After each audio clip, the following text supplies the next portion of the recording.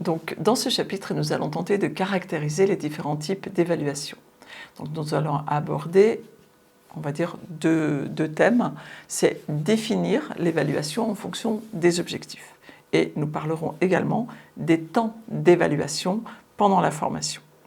Alors, le schéma que vous avez donc sur cette vidéo, il peut un petit peu vous perturber. Donc, je vais vous donner la clé de lecture. Donc, vous allez donc commencer par le bas du schéma, c'est-à-dire par le recueil du niveau de satisfaction des apprenants, donc en fin de formation, mais qui en réalité est le premier niveau, donc le premier objectif, quelque part, qui est fixé. C'est-à-dire que quand les personnes arrivent en formation, eh bien, le premier niveau que vous devez viser, c'est que le stagiaire reparte avec un niveau de satisfaction, donc qu'il puisse évaluer la formation au plus haut niveau de satisfaction. Cela veut dire qu'il aura atteint donc l'objectif qu'il s'est fixé en venant en formation.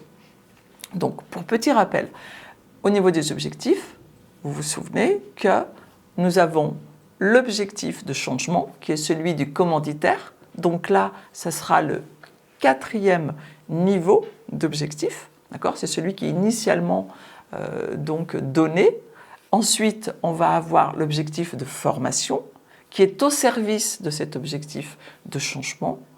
Et ensuite, on va avoir les objectifs pédagogiques, qui, eux, vont être donc au service de l'objectif de formation. Donc ça, c'est petite révision sur les objectifs, c'est pour que vous puissiez comprendre donc la spirale. Et là, je pense qu'elle vous paraît donc maintenant évidente, puisqu'on a le niveau de satisfaction de l'apprenant, c'est le niveau qu'il faut viser.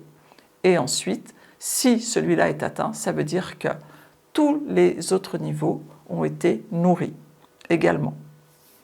Donc, le premier niveau, ça va être donc le recueil des impressions à chaud, donc le recueil du niveau de satisfaction des apprenants. Donc, on en va avoir, c'est ce qu'on appelle la prestation, elle correspond aux objectifs, donc aux attentes de l'apprenant. Donc, le second niveau va nous permettre d'évaluer si les objectifs pédagogiques ont été atteints, c'est-à-dire si la personne a atteint ce qu'elle est venue chercher, si elle a pu acquérir les compétences qu'elle est venue chercher. D'accord ? Donc, on va être sur ce qu'on appelle le degré de maîtrise. Est-ce qu'il maîtrise de nouvelles compétences ? Ensuite, on va avoir le 3e niveau. Le 3e niveau, c'est j'ai appris des choses en formation, je retourne sur mon poste de travail et je suis capable de les mettre en œuvre. Donc, c'est ce qu'on appelle l'objectif de formation, qui souvent est évalué parfois sur le poste de travail lui-même. Donc, c'est ce qu'on appelle le degré de mise en œuvre. Quel est le degré de mise en œuvre des compétences ? Donc, quelle est la pratique par rapport à la pratique que l'on avait initialement avant de partir en formation, par rapport aux compétences visées, quel est le niveau de maîtrise ?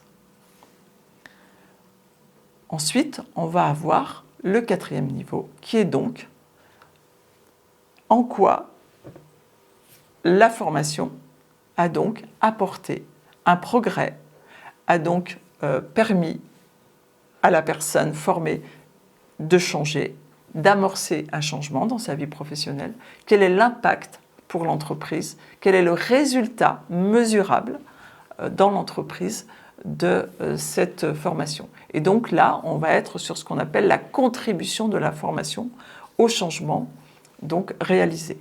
Donc en tant que formateur, il est important que vous puissiez repérer par rapport aux différents niveaux d'objectifs avant, pendant la formation, les niveaux d'évaluation également pendant et après la formation. Donc votre rôle principal, néanmoins, sera que vous serez plutôt basé sur le second niveau. C'est-à-dire que pour vous, le second niveau, c'est l'atteinte des objectifs pédagogiques. Bien évidemment, l'objectif de formation et l'objectif de changement aura été négocié avec l'organisme qui vous emploie. Mais si vous êtes un prestataire direct, c'est-à-dire que si c'est vous qui négociez la commande avec donc le demandeur et qu'ensuite vous proposez votre prestation, eh bien vous allez parcourir les 4 niveaux.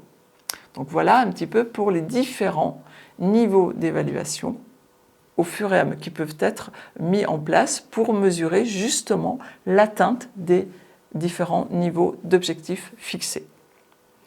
Ensuite, ces temps d'évaluation, ils vont avoir lieu pendant tout le parcours de formation. Donc vous allez pouvoir avoir des temps d'évaluation donc avant la formation. Ces temps d'évaluation, ils vont vous permettre de mesurer les prérequis, de mesurer les préacquis, de manière à positionner la personne déjà sur un certain niveau avant d'entrer en formation. Ensuite, vous allez avoir pendant la formation. Donc, pendant la formation, ça peut être au début aussi pour vérifier donc, certains préacquis, mais vous pouvez le faire à chaque début de séquence. Quand vous êtes, si vous démarrez par une méthode interrogative sur une thématique, vous allez commencer par poser des questions. Quelle est votre représentation de l'évaluation? Là déjà, vous allez mesurer, vous allez évaluer quels sont les préacquis des personnes qui sont devant vous sur la notion d'évaluation, par exemple. Ensuite, vous allez le faire pendant la formation. C'est ce qu'on appelle les évaluations en cours de formation, les fameuses ECF.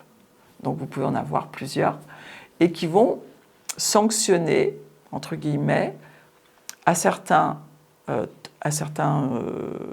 sur un timing précis par rapport aux apprentissages réalisés. Voilà, où est-ce qu'on en est? Est-ce que c'est acquis? Est-ce qu'il y a encore des choses à développer, etc., etc., ou en tout cas à renforcer.